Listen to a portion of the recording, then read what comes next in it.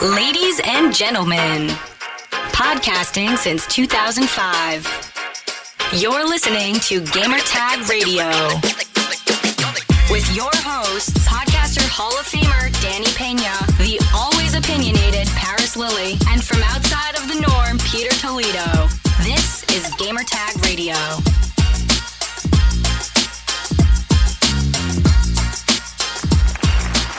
Welcome to Gamertag Radio. This is your host, Danny Pena. This is a solo episode because I was the only one that got to play the most recent demo of Watch Dogs Legion. Thank you to Ubisoft for the opportunity. Not only that, I also got to play Assassin's Creed Valhalla. If you would like to listen to that hands-on impressions audio episode, just go and after this, just go back to an episode and listen to that. And I recorded that with Paris Lilly. All right, so in this episode, I'm going to be talking about my experience playing Watch Dogs Legion. Also, I have an interview with the game director, Kent Hudson, and we talked a lot about the game. It's like a good 17 minutes or so about development about the game, also the stuff that you do in there, etc. So that's going to be pretty cool. So stay tuned for that. But first, head over to gamertagradio.com, listen to our past episodes, and make sure to search for us on any podcast app. Just search for Gamertag Radio. It could be on Spotify, Apple Podcasts, Stitcher, TuneIn Radio. We're everywhere. All you have to do is subscribe or follow us. And if you get the opportunity to also review our show, that will help us out a lot. It will help us to climb on top of the charts. And it will stand out, and a lot of new people will discover us because of that. So we need your support. Or you could also share the content. It could be through social media, through your friends, via text. Just let them know about Gamer Tag Radio. Now, if you would like to send us comments, questions, and feedback for the show and be part of our fan mail episode, this is how you can contact us. Send us your feedback or questions. Give us a call at 786-273-7GTR. Email us at fanmail@gamertagradio.com or leave a message on speakpipe.com/gamertagradio. All right, so let's talk about Watch Dogs Legion. So I got to play this game through streaming. So because of the situation that we're in, all events are canceled, like let's say E3, PAX, etc. So a lot of the companies are doing digital events where we get to see digital presentations with the development team, and then through streaming using applications like Parsec, we'll be streaming and actually playing the game. So think of it as like Google Stadia, Project S Cloud, that type of technology. So I'm going to keep it real. I've never played a Watch Dogs 2. I did play the first one years ago, and it was a decent game. The thing that stood out to me about this game, it wasn't about the story. It wasn't other things. It was more of you could recruit anybody in your location. So the game takes place in London. I could just walk around at anywhere in the game, also based on time, locations, and so on. And I could also recruit people to join my group called DedSec. So DedSec is a hacker group that that's in the game. And the situation that's been happening is there's been bombings in a bombing attack in London. So people are accusing DedSec for doing this. So DedSec wants to prove, like, look, we're not involved with that. That's not us. We're gonna figure out what's going on. So there is also a group of people that is called Albion. They took over the police and so on. So you're gonna see them around all over the game. So you have to be careful on what you do. Think of it as like when you play Grand Theft Auto. The more attention you bring up to them, their alert system is going to be all over the place, and they will follow you. They will attack you.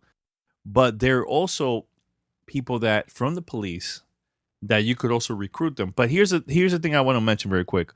it's not easy to just recruit anybody in the game for them to join DedSec. Some of them is super quick. They'll say yeah. Because you got to convince people like, look, we're innocent. We're not attacking. We're not the terrorists. We're trying to figure out what in the world is going on here, right? So you could start talking to people and recruit them to join your team, right? But there's going to be others that you need to prove to them that you're innocent and you're willing to help their situation. So, for example, there is special recruitment missions where it will take place, like, let's say you see somebody is walking, let's say a construction worker, let's just say, and you like that person because what you do is you highlight and you see their profile, you see their skills, the things that they do, etc., right? But if you like that person and you talk to them to join, they'll be like, no. You have to build that trust, and they'll send you to do recruitment, a mission, so you could gain that trust. But once you finish that mission, then they will join your team, right? Now, here's a situation that might happen too in the game. Let's say you got somebody that, let's say a construction worker. So for that construction worker, the skills that they have is more of like melee combat. So instead of using a gun, they'll use like a wrench, and they could use that to attack the enemy, right? Let's say you have them. What happened if they get trapped? They get arrested. Now you have a certain amount of time that you can't use them for a while, right? So you have to use another character. So let's say you recruit a lawyer in the game. Now that lawyer, yes, he will get arrested, but the time limit for you to use that character again will be even less because their skills is, they're a lawyer, so they'll figure out a way to leave where they're at while they're locked up. It'll be like a shorter time. So that's the thing that's the part to me that stood out the most about the game is every person that's going to play this game is going to have a totally different experience. And you're going to listen to my interview with Kent later on, with the game director of the game. He was telling me more things that I didn't even know because I had like a good 3 or 4 hour gameplay hands-on with this game. And I'm going to keep it real.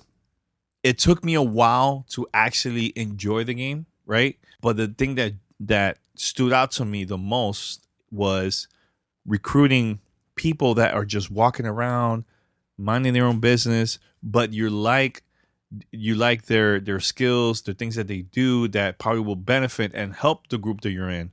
So that's the part to me that stood out the most. I'm not really a hardcore, huge fan of Watch Dogs Legions, but I think it's cool to see something like this because everybody that plays this game is going to have a different experience. So that part I truly enjoy. I like the combat. I enjoyed the driving. The only the negative part of that was because when we got to play the game, we had to turn off the music because of licensing. So as a content creator, if I post that video with licensed music on YouTube, then I'm screwed. Most likely it will get flagged and the video might get shut down or something, you know? So that's why Ubisoft decided to turn that off. So I have no idea what type of music is in the game. I did ask that question later in the interview. Just make sure to listen to that. And the game director talked a little bit about that. So, but yeah, that part, I had a great time. I feel like the game is still early. I'm waiting for their final version of the game for me to enjoy it even more. Again, like I said, it took me a while to like the game. The issue that I had with the game too, again, I'm playing using streaming, so it's not exactly, the input lag was a little bit, how I say it was a little bit off for me, my experience. Maybe other content creators you get to see them preview the game might be a little bit different. But for me, shooting was kind of off because of that. Driving was good. I didn't have any issues with that. Now, melee, close combat was on point.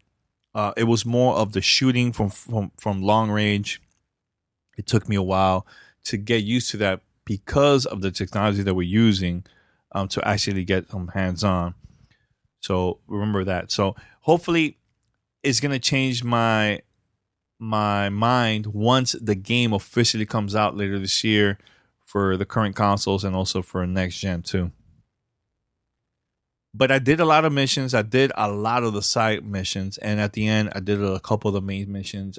Again, you already know about Watch Dogs, about the hacking and everything. So I like that part. There's also hacking that was more of like puzzles. You have to figure it out in order for you to succeed your hacking. So that part was pretty cool. But there were some parts that I felt like it was very repetitive. Maybe it was because I got used to that type of combat. And look, the thing that I like about playing games is when I'm not under pressure when it comes to timing. I just love the freedom, and from because of that, I discover new things and so on. But when you only have like a certain amount of time, I get used to like a certain things to do in the game, and I just continue with that. So that's another thing that was kind of like okay for me on that part of the game. But I know once the game comes out and I play the retail version, I know I'm gonna completely change my mind. Like I'm probably gonna enjoy it even more than the first game. I haven't played part two, so I can't really compare this game to part two. But again, let me highlight this one more time. I have never seen a game where you could recruit anybody that's walking around in the game for them to join your group, to join your team. I think that's pretty cool, and I would love to see that more in games. Not only with open worlds, but just different type of gaming experience, man. I've never seen that in any game at all. So that part I truly like, which I think that was like the question that I asked the most during my interview, which is coming up in a few minutes. How the team managed to do that and how they came up with the concept, because it's not easy. That thing is not easy. I don't know how the hell they put it off, but that part was really pretty cool. Now I did enjoy a lot doing the side missions, especially like the recruitment missions. That was pretty cool. I really enjoyed that part. I also did a couple of the main missions. I just didn't have enough time. I had to like leave and do other things, but overall, I think it was a decent game, and I'm just curious to see what the final product is going to be once it comes out later this year. But it was decent. It was not a bad game at all. I had a good time. There was just certain things that it just threw me off because of the technology we're using, but it was cool overall. But I think if you're a fan of Watch Dogs, if you play part one and you play part two and you love those two games, I think you're going to enjoy this even more because of the new type of gameplay experience you have in this game, right? So, for example, your character gets locked up, right, and you can't use them for a certain amount of time. Now you have to figure out with the people that you have in your team, you have to figure out who you're going to pick next.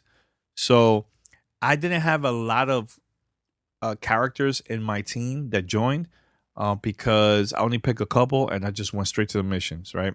So there was a time that I was dying a lot, and that was my fault because I was doing certain things that made the game more complicated for me. And because of that, my character got captured. So I only had maybe 3 characters left. And I had to figure out okay, I have to pick the right person that I feel like it's perfect for this mission. So remember, every character that you have in your team, some of them might be good at running, some of them might be good at long range combat, some close combat, or maybe they have some different weapons that others don't have. So for example, I had a graffiti artist. So the gun that they use, you could attack the enemy, which will make them blind. They don't know what's going on because you threw that paint to their face. So they're like that, trying to figure out what's going on, and you could attack them close range after that. Things like that. Or again, like I mentioned about the lawyer, if they get arrested, their time limit will be less compared to everybody else. Things like that, I think was really cool. Really, really cool. So overall, I think it was a good game. I think it could be better. And hopefully, once the final retail version comes out later this year, it's probably gonna change my mind and stuff. So I didn't find this game boring at all. It was more of like, okay, it needs work. That's it. But I see the potential. I totally see. And look, when you talk to Paris and you talk to Pete, because they actually got to play this game last year and they enjoyed it more than me. For me, I enjoyed more of playing Assassin's Creed Valhalla. Again, totally two different games, but I see the potential of this game being even better once the final version comes out. So just want to leave it as that. But again, you're part of a hacking group called DedSec. You're trying to convince people to join your team because you're innocent. Your group is innocent. You're not the one doing the bombing attack. You're not the terrorist. So is it an individual? Is it a group that's doing this? That's the big question that I have. So once the retail version comes out, I'm gonna find out. I'm gonna investigate because I know it's not DedSec, right? So just be careful with Albion. They're all over the place. Stay tuned for the official release date of this game and everything. And that's about it. So we're going to play now the interview where I interviewed the game director of Watch Dogs Legions. His name is Kent Hudson. We had a great 17-minute conversation about how was it working on this game. You know, I asked him a lot of questions about recruiting people. That thing was mind-blowing to me. So, but enjoy the interview, and we'll be right back after this. You're listening to Gamertag Radio.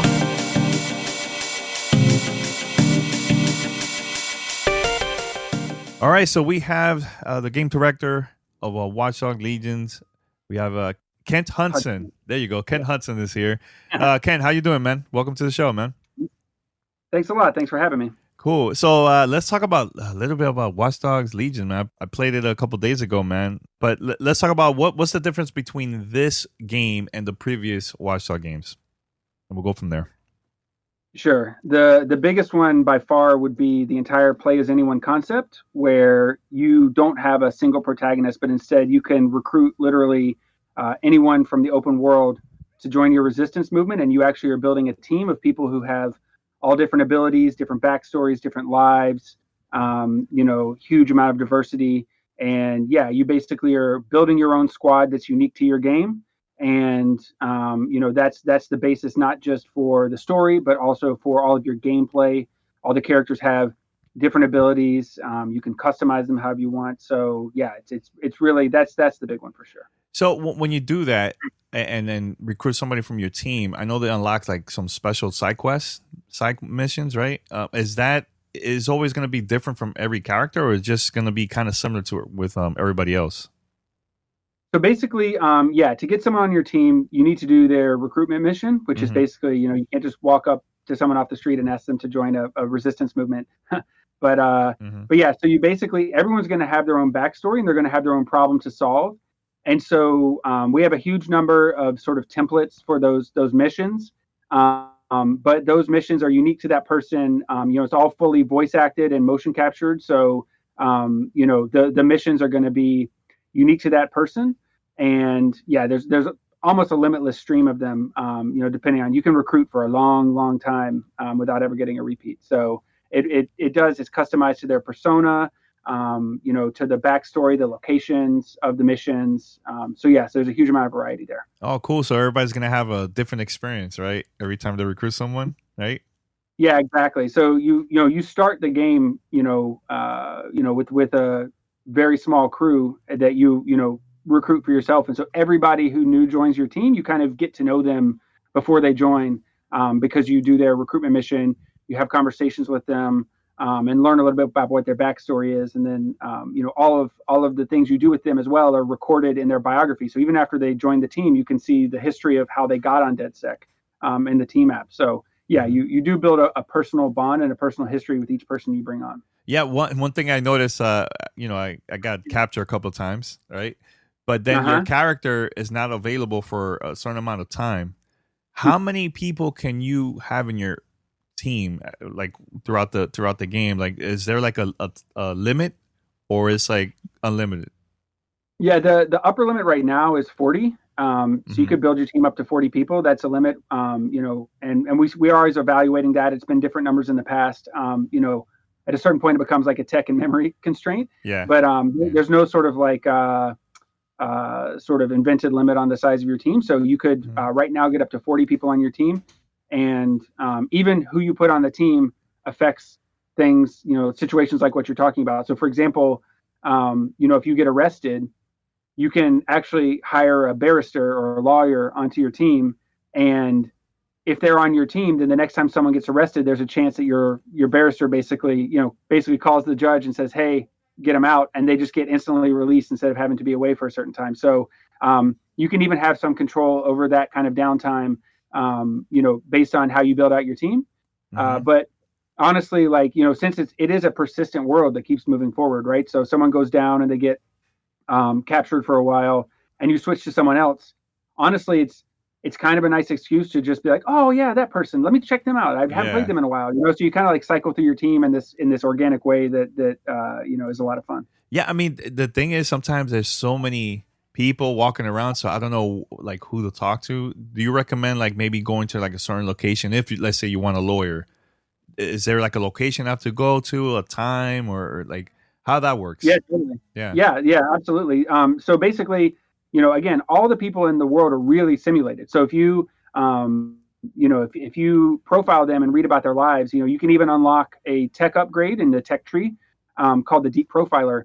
And if you unlock that, you actually have the ability to see where they are by the hour all day. So you'll profile someone, open them up in the Deep Profiler, and they'll say, okay, from 1 to 2, they're having lunch with their boyfriend. From 2 to 6, they're working at their job here. From 6 to 10, they're having drinks with friends here. From 10 to 6, they're sleeping here, and you can see their full 24-hour schedule. And if you want, you could actually follow them through the city and see them do all those things. It would take a while to just follow somebody, but you can also fast forward to those events. So everything you see in there is real, and it's all based on the geography of the city. So to go back to your question, if you decide you wanted to have a lawyer, you go to a courthouse. And you stand outside and you'll see people coming and going, and some of those people are going to be lawyers. If you want a paramedic who can help get your people out of the hospital if they're injured, then go to a hospital, and you're going to see a paramedic, getting out of the ambulance there, and you can profile them and see if they want to join the squad as well. So, if you want a bartender, go to a bar. Yeah.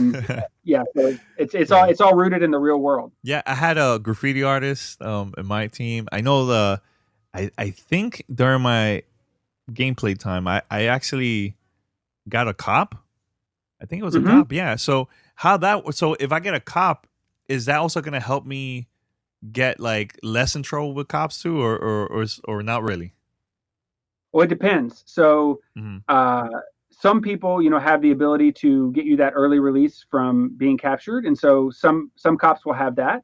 And it's important to say that, like in our game, the normal police force has been kind of pushed out by Albion, who's the military contractors of the game. So the military contractors are sort of the bad guys, and cops have been kind of marginalized by Albion, but they still have access to police stations. So on one hand, you can find people who will help your people get released early, like the lawyer I mentioned, but also constables are an example of what we call the uniformed access gameplay, which means that if you've got a mission that takes you to a police station, if you switch to your constable, then they can put on their uniform and actually go and basically pretend that they're on shift and walk into the location that normally would be hostile to your other characters. And instead, like the security alarms at the front won't go off when they walk through, and they can go through the motion detectors. And the people in the location, the guards who are guarding it, they won't instantly assume you're hostile. They'll actually give you a little bit more of a you can still be spotted. It's like a modified stealth gameplay, but they'll give you a little bit more of a hey, who are you? Are you supposed to be on shift right now? And so the stealth builds up slower, and you have more chance to get away. I mean, you're sort of blending in. So that's another way. And we've got different examples of that in other places of the game, but that's another way that basically, who you recruit can totally change the ways you play different missions. Yeah, and I was looking at the people that are part of my team, and I was like, notice, okay, some of them have like different weapons and different things to do in the game, right? But is that also like deals with like with hacking too? Like, do they have different skills when it comes to hacking too, or just more of like the combat missions, like combat? It all really depends. There's a certain number of hacks that are available to everybody on DedSec. Some of those are available from the very start of the game. So, being able to download keys or being able to hack into a security camera to do scouting. There's some sort of like basic core gameplay stuff that is for anyone who joins your team, even if it's someone off the street with absolutely no special abilities. But then you can buy additional hacks that improve everybody in DedSec in the tech progression. So if you collect tech points around the world, you can spend them to buy things. So you can over time increase the amount of hacking that people can do. And again, it applies to everybody. Anything you buy in that tech tab applies to everybody on your team. And then a third layer is that there are also characters in the world who have special tech capabilities, and so they'll come with hacks that no one else has. So you can basically grow the sort of the foundation of hacking for your entire crew, but then you can also find people who have access to custom hacks that only they can do. So our hacktivist character, for example, has what we call virus hacks, where any hack that you've already got for your team, including the ones that you bought through the progression, if you hold the button while you do the hacks, you actually see it spread to other people. So it's almost like a virus that spreads to the other enemies that helps you apply those hacks to multiple people at the same time. So yeah, it really is. It's a mixture of what you buy through your progression as well as who you find in the world who can come with custom gameplay as well. Yeah, I mean, how challenging was it, like, to come up with developing a game like this with so many different characters in the world that be part of your team and the different abilities that they do, like the different skills and stuff? Like, how challenging was it for you guys? Because that's the thing that stood out, ever since we got to see the trailer of the game for the first time, that you could pick different characters, but how challenging was it behind the scenes for you guys? The short version is I've been doing this for 20 years, and this is by far the hardest thing I've ever done in my life. There you go. Yeah. That's the short answer. The longer answer is it's enormously complex, right? Because it's a complex problem to solve in a way, like we finally, I think, got to a point where we've solved these complexities in a way that makes sense to the player and where it's not overwhelming for players. But it's really hard because, when you're working on a traditional game, you have traditional structures you can rely on. You can say, okay, if you've got one character, then you can do a skill tree, and you can say, do I want my character to be more stealth or more, combat or whatever? And, we know what that looks like, right? Like, you pick your skills, you spend your points, you earn your XP. And all of a sudden, when you can have, it's like some players can have 3 people on their team, some players can have 40 people on their team. Some players, and who you recruit is all based on how you explore the world and who you happen to encounter, and did you fail that mission or complete that mission? Like, the amount of possibility space is immense, and so it's been enormously challenging to work on. But because we're solving things for the first time that no game's ever had to solve. These aren't background characters. There's no background characters. Like, everyone you see can be on your team, and they've all got a history and everything else. So yeah, it's incredibly difficult. So we're really, really happy that we feel like we finally landed the plane on this one. Yeah, it's really cool, and I'm curious to see like the previews from everybody else, because probably everybody's gonna have a different story and a different experience, So I'm so so curious to see what people like, who they chose like for them to join their team, So, and I bet you guys had like a lot of like cool stories too, like of like stuff that you discovered that you didn't even thought it was in the game. You know what I'm trying to say? Like, it's absolutely. Cool. No, I was doing a demo playthrough for somebody a couple of days ago. Yeah, I can't even remember what the character was, but they profiled someone on the street. God, I'm sorry, I'm drawing a blank on what it was right now. That's cool. It's cool. But it was a character type with abilities, and I literally was like, I didn't know that was in the game. Like, I was like, we just found that together. I didn't know that was here. And so we recruited that character, and I was like, yeah. So, I mean, because it's, the process by which we build these characters creates this level of variance. Like, it starts with who they are, what their backgrounds are, where they're from, what their history is, who their relationships are. And we simulate all of that life. Mm-hmm. And then from there, we've got this huge library of gameplay abilities that are correlated to their background. So it's not random. You're not going to find somebody whose, biography it's just like a bucket of trivia is what I call it, like just a random grab bag of facts. So all the pieces go together. And then when it comes to gameplay, it's like, yeah, you're not going to walk down the street and, see a surgeon with a shotgun, right? You're going to see a surgeon who, has access to hospitals and also can, get your people special treatment, if they're injured, and, and then a paramedic will use, a defibrillator to do takedowns, and it all makes sense, right? Now, you could find a surgeon with a shotgun, and you're like, what? That makes no sense. But then you read their profile, and you find out that they like to go duck hunting on the weekends, and they actually are trained in that weapon, and it all makes sense. It's not random. So even when you find stuff that on the surface might feel a little weird, when you dig into it, there's a reason for everything. So that's a hugely complex thing that we've been wrangling. Yeah. So that's cool. That's really, really cool, man. Yeah. One thing I wish I could have because I had to turn off the music for the gameplay footage, right? Yeah. But a quick question about that, because I'm a huge fan of hip hop and stuff like that. So, the music that you guys have in this game, is this more like international artists? Is this from the States, or is like a mix of both, or what? Yeah, it's international and also a heavy UK focus as well. So I think PR people probably don't want me naming names. But, okay, it's fine. You don't have to. We've got some really cool stuff and also some really cool tie-ins that we're excited about coming forward. But yeah, it's a very it's an eclectic mix. We got a ton of hip hop. We got got classical music. We've got metalcore. We've got a bunch of different styles of music. When you get into the cars. So yeah, and plus radios in the world are playing stuff. So yeah, I think you'll find a lot to like. All right. Well, my last question. Is there talk radio in there too? Because sometimes I think it would be cool to listen to some talk radio, and then maybe it will give me hints of something maybe happening around the area, and I'll go probably recruit some people around that area, around that location too. Is that something that is in the game too, or just or not? I'm trying to think.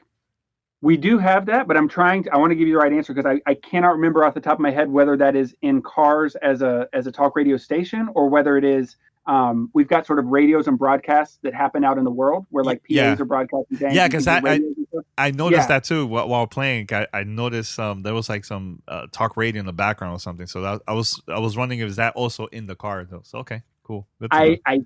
I cannot remember offhand if it is actually in the cars or if it's only the stuff that's in the world, but it's definitely there to help build the fiction of the world. And also as you explore locations, you can find, sort of traditional audio logs where you can find recordings of people saying stuff that you can play in the data drive to get more information about the world and what's happening.